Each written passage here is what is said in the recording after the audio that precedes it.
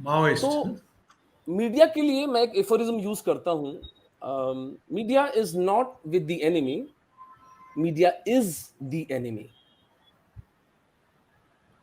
क्यों? क्योंकि निष्ठाएं भी बिकती हैं इस अस्तित्व में। 1400 वर्षों के, मैं भी पुस्तक मेरी समाप्त हुई है मेवाड़ के महाराणाओं पर, मैंने लिखा है कि 1000 वर्षों तक इस्लाम से सीधी टक्कर लेने वाला एक वंश सिसोदिया, मेवाड़ का वो महिमाशाली परिवार, और उसके इतिहास को हम लोगों ने मिट जाने दिया। धिक्कार है हमारे इतिहासविदों पर, धिक्कार है हमारे बुद्धिजीवियों पर। ऐसे महापुरुष जिनके कारण हम लोग आज हिंदू हैं, उनका इतिहास हमने खो जाने दिया। तो उसी परिपाटी में जब निष्ठाएं बिकती हैं, तो हिंदू तो गेम में ही नहीं है सर।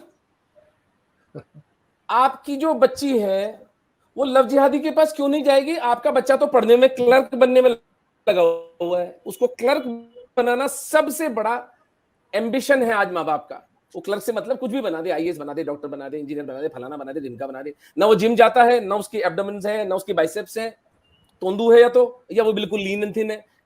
उस देयर वाज हमारे बुजुर्गों ने कामशास्त्र ऐसे ही नहीं लिखा था। And it was not about sex, it was about recognising the power of nature. उस स्त्री का अगर आप सम्मान नहीं करेंगे, उसको वू नहीं करेंगे, मोटरसाइकिल पे उसको चेज नहीं करेंगे, उसको गिफ्ट नहीं देंगे, तो वो मुसलमान का लड़का लेके जाएगा उसको। ये बहुत साधारण सी बात है। हमारा जो वाइटल सेंस है वो कहां चला गया है? एक आर्टिफिशियल बबल में मिडिल क्लास बैठी हुई है। तो जब निष्ठाएं बिकती हैं, हम तो गेम में है नहीं, हम तो खरीदारी नहीं है, हम तो करें नहीं नहीं नहीं हमारा सत्य चलेगा। सत्य नहीं चलता भैया, नहीं चलता है। वो किताबों में अच्छी बात है, सत्य नहीं चलता इस अस्तित्व में। 1400 वर्षों में यही हम इस पुस्तक में मैंने जगह जगह कहां कहां मेवाड़ के महाराणाओं के साथ धोखा हुआ। तो इसलिए धर्मांश इसलिए महत्वपूर्ण हो जाता है कि हम भी एक परचेजिंग पावर लेकर के, जहां हम भी निष्ठाएं खरीदेंगे। भाई बिकती है ना न्यूज, तो चलो हम भी खरीदते हैं। छापो 282 लोगों के मर्डर की न्यूज को छापिए, चलिए 2 करोड़ लेना, लीजिए चलिए। तो एक तो ये उसका पहलू है। अब जो सबसे मार्मिक बात आपने छेड़ी सहोदरों की, तो मैं भावुक हो जाता हूं, क्योंकि जो हमारा दलित समाज है विभूति सर, वो बेनिफिशियरी नहीं है हिंदू धर्म का। आप और मैं बेनिफिशियरीज हैं हिंदू धर्म के। हमें उपनिषदों का ज्ञान, संतों का सानिध्य, सत्संग, जो कुछ सुंदर है सनातन धर्म में, वो मिला है। उसके कारण हमने अपना जीवन निखारा, अपनी मेरिट, अपनी प्रतिभा के आधार पर हमने अपनी आर्थिक स्थिति को सुदृढ़ किया और हम जीवन का भोग विलास जी रहे हैं। लेकिन हमारा दलित सहोदर कहीं पीछे छूट गया।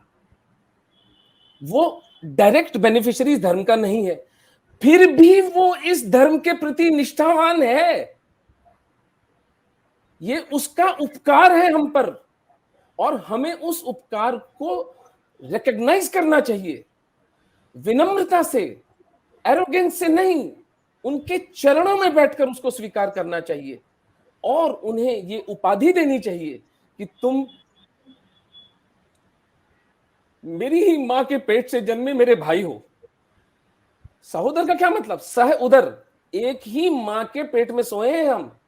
जब तक उस पवित्रता, उस शुचिता और उस सिंसियरिटी के साथ हम दलित समाज की तरफ हाथ नहीं बढ़ाएंगे, ये बाजी नहीं चलने वाली है।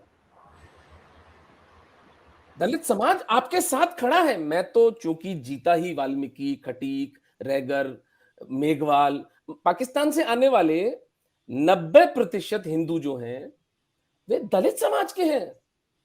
मेघवाल, भील, बड़ाई, कोली।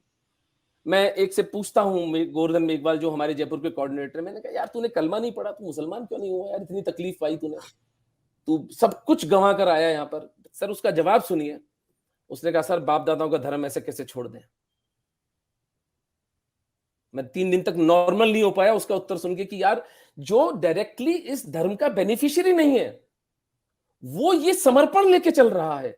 तो बड़ी से बड़ी ताकत हमारी 20% जो हमारा दलित समाज है, दलित सहोदर है, ये बड़ी से बड़ी एक अनटैप्ड पोटेंशियल है हमारा, जिसको कि धर्मांश फाउंडेशन पूरी तरह से आत्मसात करता है। मनमोहन सिंह ने तो कहा था कि मुसलमानों का इस देश के रिसोर्सेज पर, इस देश के संसाधनों पर हक है। मैं कहता हूं इस देश के संसाधनों पर हमारे दलित सहोदरों का सबसे पहला अधिकार है, और मैं विनम्रता से, अत्यधिक विनम्रता से उनके चरणों में बैठकर ये संसाधन उनके चरणों में समर्पित करता हूं, क्योंकि उनके कारण आज हिंदू धर्म जीवित है। मुझे इसको बात को कहने में कोई संशय नहीं है। धन्यवाद।